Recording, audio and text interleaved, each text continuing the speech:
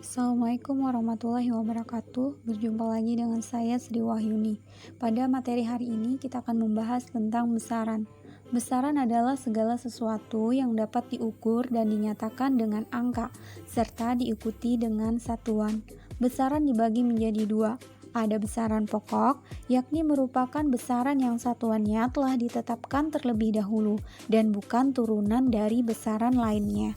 Kemudian yang kedua adalah besaran turunan, merupakan besaran yang satuannya diturunkan dari besaran pokok. Nah, di sini ada contoh dari besaran pokok. Ada tabelnya di mana panjang, lambang besarannya L, satuannya meter, dimensinya L. Massa, lambangnya M, satuannya kilogram, dimensinya M. Waktu, lambang besarannya T, satuannya sekon, dan dimensinya adalah T. Untuk suhu, itu T, kemudian satuannya adalah Kelvin, sedangkan dimensinya adalah theta. Kuat arus, lambangnya adalah I, satuannya adalah ampere, dimensinya adalah I. Kemudian intensitas, itu lambangnya adalah I, satuannya adalah candela, dan dimensinya adalah J. Untuk jumlah zat, lambang besarannya adalah N, satuannya adalah mol, dan dimensinya adalah N. Untuk besaran turunan, contohnya kalian bisa perhatikan tabel berikut. Itu hanyalah sebagian dari beberapa contoh dari besaran turunan. Dia memiliki lambang masing-masing, satuan, dan dimensi. Bisa kalian perhatikan sendiri, di mana luas, lambangnya adalah A, satuannya meter kuadrat, dimensinya L kuadrat. Kecepatan, lambangnya V, satuannya meter per sekon, dimensinya LT pangkat negatif 1. Dan seterusnya bisa kalian perhatikan pada tabel berikut. Untuk menentukan dimensi dari salah satu besaran turunan, yakni luas. Kita tahu bahwa luas itu merupakan hasil perkalian dari panjang dikalikan dengan lebar. Nah, panjang memiliki satuan meter, sedangkan lebar juga memiliki satuan meter. Jadi untuk satuan dari luas itu sendiri, meter dikalikan meter berarti meter kuadrat. Nah, dari sini kalian bisa menentukan dimensinya. Untuk meter bisa dituliskan dengan L. Ini meter berarti L. Nah, L dikalikan dengan L itu menghasilkan L kuadrat. Nah, inilah dimensi dari luas. Contoh selanjutnya yakni kecepatan. Kecepatan memiliki rumus jarak dibagikan dengan waktu. Jarak memiliki satuan meter, sedangkan waktu memiliki satuan sekon. Maka satuan dari kecepatan itu adalah meter per sekon. Nah, untuk menentukan dimensi dari kecepatan, meter itu dalam bentuk L bagi dengan, ini kan dibagi dengan yang namanya S, itu adalah P.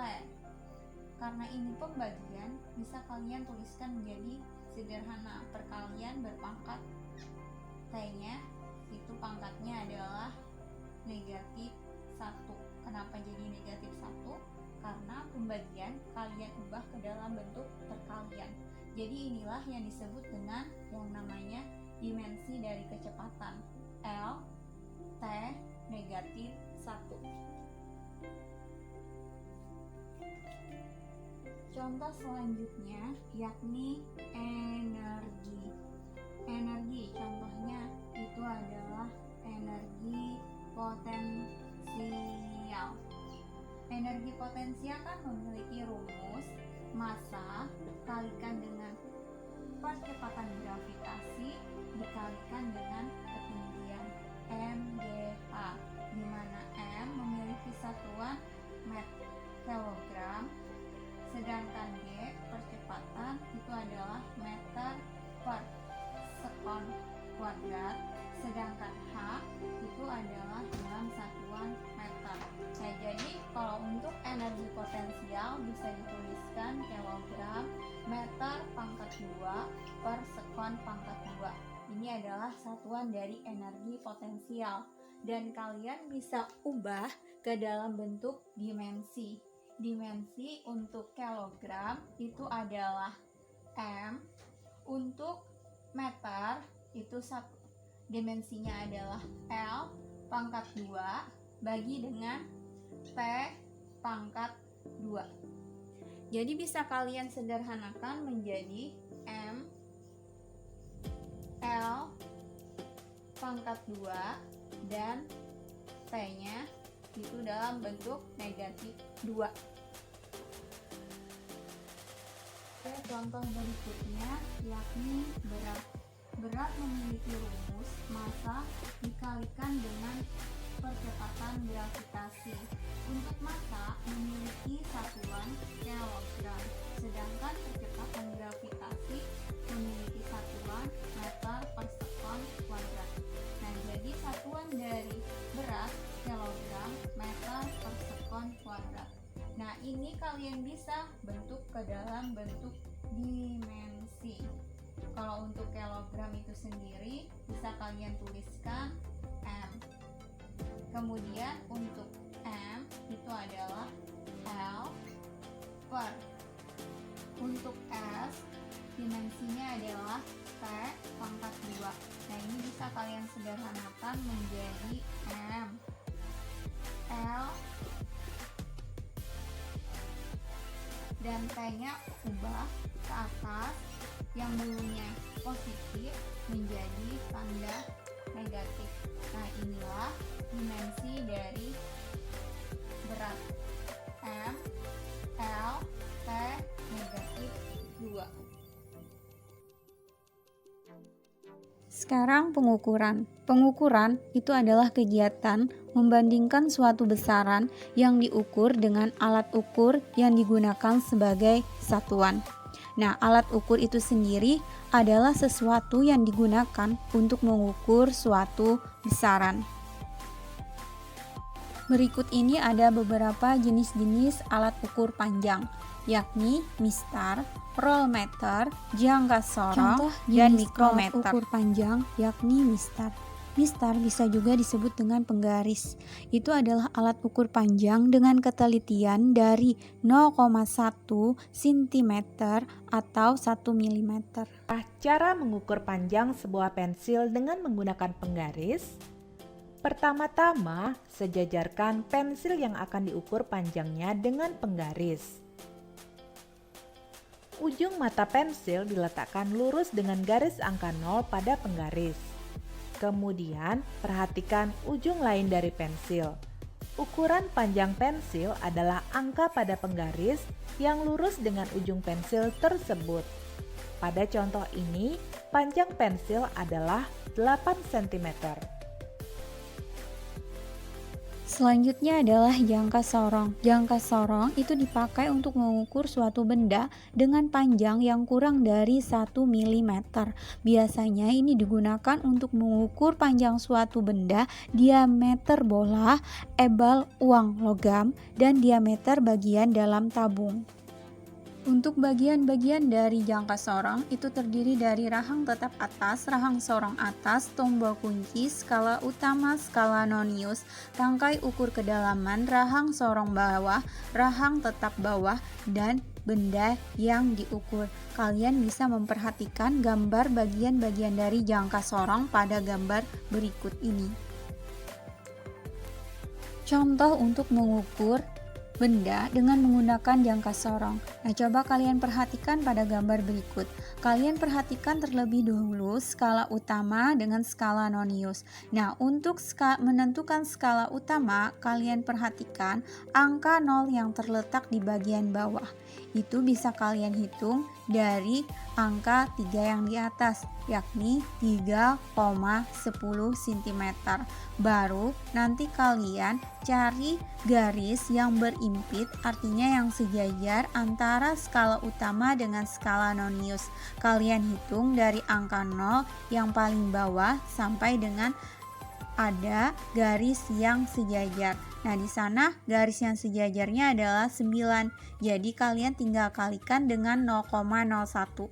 Maka hasilnya adalah 0,09 untuk skala nonius. Jadi hasil pengukurannya tinggal kalian tambahkan antara skala utama dengan skala nonius. 3,10 cm ditambah dengan 0,09 cm. Jadi hasil pengukurannya adalah 3,19 cm. Selanjutnya adalah mikrometer skrup. Adalah alat ukur panjang dengan ketelitian terkecil yaitu 0,01 mm. Nah, biasanya ini digunakan untuk mengukur benda yang bundar dan plat yang sangat tipis. Nah, bisa kalian perhatikan bagian-bagian dari mikrometer skrup. Ada terdiri dari poros tetap, poros geser, skala utama, pengunci, rem, skala nonius, pemutar, dan raket. Nah, di sini ada gambar yang menunjukkan hasil pengukuran tabel kertas karton dengan menggunakan mikrometer skrup. Untuk pembacaan skala mikrometer, di mana skala utamanya itu adalah 4,0 mm, skala noniusnya adalah 30. Tinggal kalian kalikan dengan angka 0,01 mm, sehingga hasilnya adalah 0,30 mm. Jadi panjang benda itu skala utama ditambahkan dengan skala nonius. 4,0 ditambah dengan 0,30 hasilnya 4,30 mm. Berikutnya adalah jenis dari alat ukur massa, yakni ada neraca gantung, neraca analog, neraca digital, dengan neraca sama lengan. Bisa kalian perhatikan pada gambarnya. Nah, di sini adalah contoh dari neraca Ohaus atau 3 lengan, di mana dia terdiri dari lengan belakang itu memiliki skala dari 0 sampai 500 gram, lengan tengah memiliki skala dari 0 sampai 100 gram, lengan depan memiliki skala 0 sampai dengan 100 gram. Nah, perhatikan pada gambar tersebut. Untuk lengan belakang, dia menyatakan ada nilainya 400 gram. Lengan tengah itu memiliki 30 gram. Sedangkan lengan depan itu menunjukkan angka 7 gram. Jadi, hasil pengukurannya tinggal kalian tambahkan aja 400 gram ditambah dengan 30 gram ditambah dengan 7 gram, maka hasilnya adalah 437 gram. Untuk contoh berikutnya, ini adalah neraca sama lengan. Untuk hasil pengukurannya tinggal kalian tambahkan karena satuannya sama-sama sudah gram. Jadi 1000 gram tambah 100 gram ditambah dengan 50 gram, maka hasilnya adalah 1150 gram. Nah, di sini ada jenis dari alat ukur waktu, yakni arloji, jam pasir, stopwatch digital, stopwatch analog, dan jam matahari. Bisa kalian perhatikan gambarnya. Di sini ada salah satu contoh dari pengukuran waktu dengan menggunakan stopwatch analog. Pada lingkaran besar itu menunjukkan hitungan detik, sedangkan lingkaran kecil itu menunjukkan menit. Nah, jadi pada lingkaran kecil itu menunjukkan angka 20 menit. Kalau yang kita konversikan ke dalam satuan detik atau sekon itu menjadi 1200 sekon. Sedangkan pada lingkaran besar itu menunjukkan detik yang menunjukkan angka 30 detik. Jadi hasil pengukurannya bisa kalian tambahkan 1200 ditambah 30 itu sama dengan 1230 sekon. Selanjutnya ini adalah jenis-jenis dari alat ukur suhu, yakni termometer digital, termometer badan, termometer laboratorium, termometer maksimum dan minimum. Sebenarnya masih banyak lagi sih jenis-jenis dari termometer, tapi saya cuma menyebutkan beberapa dari sebagiannya saja. Dan ini adalah salah satu jenis dari alat ukur intensitas cahaya, yakni disebut dengan yang namanya luxmeter. Dan ini juga ada salah satu alat jenis mengukur jumlah zat, yakni yang disebut dengan TDS.